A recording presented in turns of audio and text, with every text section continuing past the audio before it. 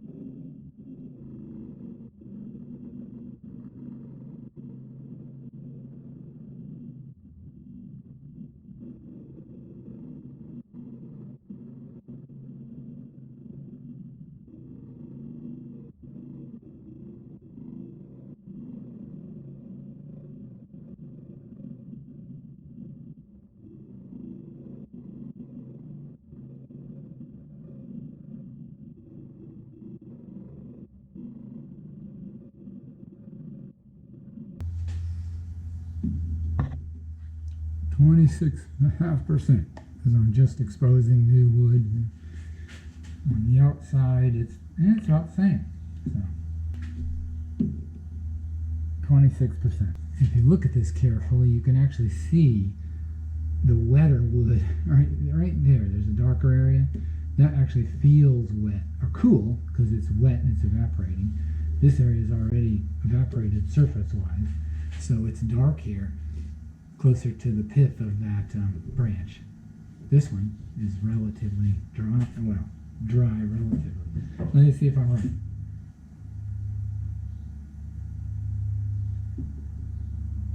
"26, 21. Yeah, you can see it here too. This is very wet looking. This has got a few spots on it. This side is mostly dry, not dry, but drier. This is definitely wet there where it's darker. Here you can see this has been like this ever since I started, because there's a slight dip here and the bark has peeled loose. It's not loose on the inside, so we'll see whether I keep the bark or not. You can see it's separated a little bit here. It's so wet I don't want to try this. There's no void yet to put a CA glue in there, or a gap. There's no gap to fill with CA glue. So right now I'm just going to leave it alone. I'm probably going to put it on the, take it off and dry it. I'm going to check my thickness again. I might go another pass.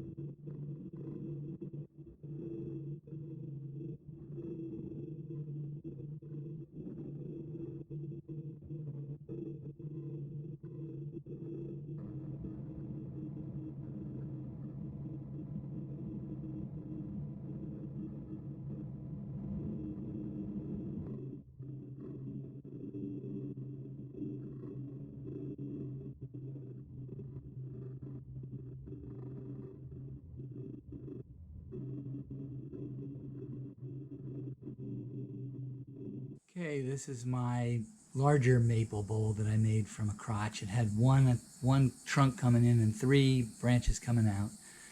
It's about 13.5 inches across and 5.5 inches tall. A lot of spalting. The wood, it was a neighbor's tree that fell and had been laying a little while. I cut these sections out. I left most of the tree there. You can see the bumps. The bark came off because it shrank quite a bit during drying. I started out green. I let it sit for about a month after I turned it once, and it went from 26% down to 16%. And that's about where it is now. It hasn't changed much. It's the spalting came out a little better on this piece. I like it a little better than the 11-inch bowl that I made similar to this. This is more gray than black. I could turn it over just so we can see what the bottom looks like.